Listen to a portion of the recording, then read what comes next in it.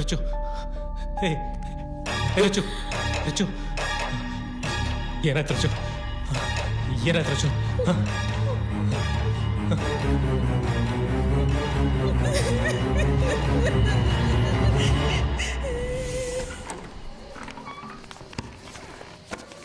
ಒಬ್ಬರೇ ಮಲ್ಗಕ್ಕೆ ಭಯ ಆಗಲ್ವಾ ಮೇಡಮ್?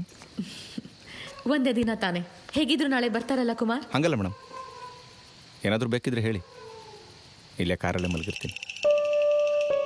ಮನೇಲಿ ಹೆಂಡತಿ ಮಕ್ಳಿದಾರ ತಾನೆ, ಹೋಗಿ ಮಲ್ಕೊಳ್ಳಿ. ಹಾಂ. ನಿನ್ನೆ ಅವ್ನು ಯಾವ ಅರ್ಥದಲ್ಲಿ ಕೇಳ್ದ ಅಂತ ಗೊತ್ತಾಗ್ಲಿಲ್ಲ, ಆದ್ರೆ ಇವತ್ತು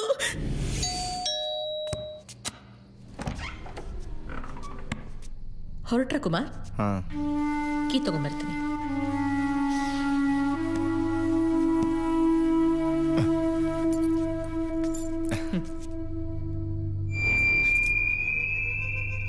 ಮೇಡಮ್,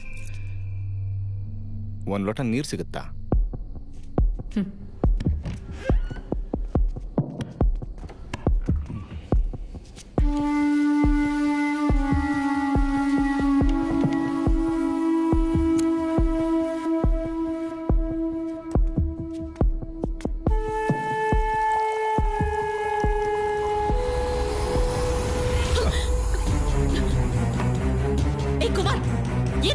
ನಿನ್ನ ಮೊದಲನೇ ದಿನ ನೋಡಿದಾಗಲೇ ಹುಚ್ಚಿಡಿತು ನನಗೆ.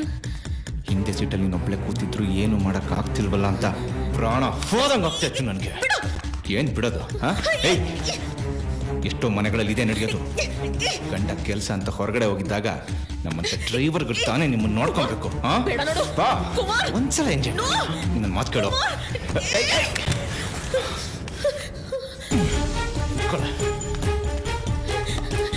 ನಿಂತ್ಕೊಳ್ಳೆ, ಇಲ್ಲ ಹೋಗ್ತೀಯ?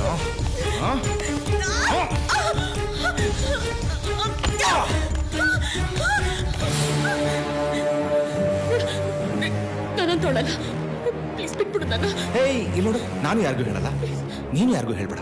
ಒಂದು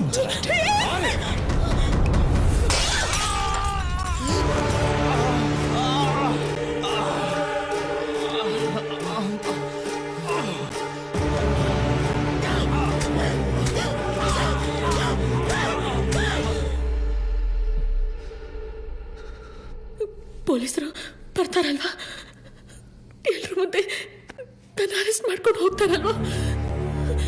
ಅಜಯ್, ನಾನೇ ಸರೆಂಡರ್ ಆಗ್ಬಿಡ್ತೀನಿ. ಎಲ್ರಿಗೂ ಗೊತ್ತಾಗೋದಕ್ಕಿಂತ ಮುಂಚೆ ನಾನೇ ಸರೆಂಡರ್ ಆಗ್ಬಿಡ್ತೀನಿ. ಅಜಯ್, ನಾನೇ ಸರೆಂಡರ್ ಆಗ್ಬಿಡ್ತೀನಿ.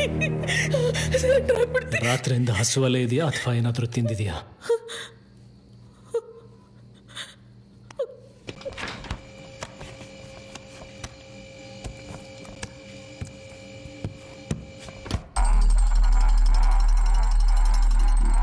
ನಮ್ಮ ಪ್ಲಾನ್ ಪ್ರಕಾರನೇ ಮೂಡಿಗೆರೆಗೆ ಹೋಗೋಣ. ಆದರೆ ಅದಕ್ಕೂ ಮುಂಚೆ ಚಾರ್ಮುಡಿ ಘಾಟಲ್ಲಿ ಬಾಡಿನ ಡಿಸ್ಪೋಸ್ ಮಾಡಿ ಹೋಗೋಣ. ಇಲ್ಲ, ನಾನೇ ಸರೆಂಡರ್. ಆತ್ಮರಕ್ಷಣೆಗೋಸ್ಕರ ಮಾಡಿರೋ ಕೊಲೆ ಅಂತ ಕೋರ್ಟಲ್ಲಿ ಡಿಫೆಂಡ್ ಮಾಡ್ಬೋದು, ಆದರೆ ಅದನ್ನು ಪ್ರೂವ್ ಮಾಡೋ ಪ್ರಾಸೆಸ್ ನಿನಗೆ ಟಾರ್ಚರ್ ಅನ್ಸುತ್ತೆ. ನಿನಗೆ ಟಾರ್ಚರ್ ಅಥವಾ ನೋವು ಕೊಡೋ ಅಂತ ಯಾವುದೇ ವಿಷಯ ನಾನೊಪ್ಪಲ್ಲ. ಆ ದೊಡ್ಡ ಸೂಟ್ಕೇಸ್ ತೊಗೊಂಡಿದ್ವಲ್ಲ, ಎಲ್ಲಿದೆ ಅದು?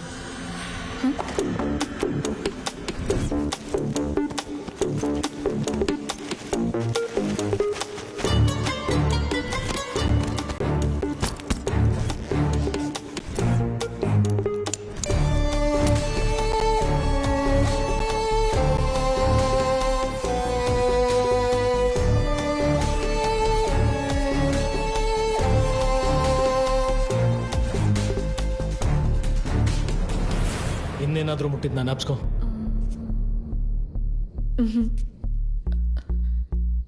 ಅಜಯ್, ಯಾರಿಗೂ ಡೌಟ್ ಬರಲ್ಲ ಅಲ್ವಾ?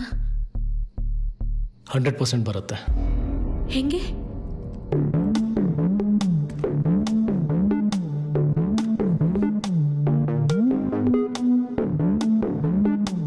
ನಮ್ಮನ್ನು ಸಿಗಾಕ್ಸೋದಾಗ್ಲಿ ಬಚಾವ್ ಮಾಡೋದಾಗ್ಲಿ ಇದೊಂದೇನೆ.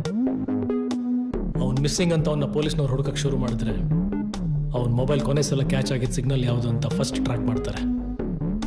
ಆಗ ಸಸ್ಪೆಕ್ಟ್ ಆಗೋದು ನಾವೇನೆ. ಸೊ ಇದನ್ನ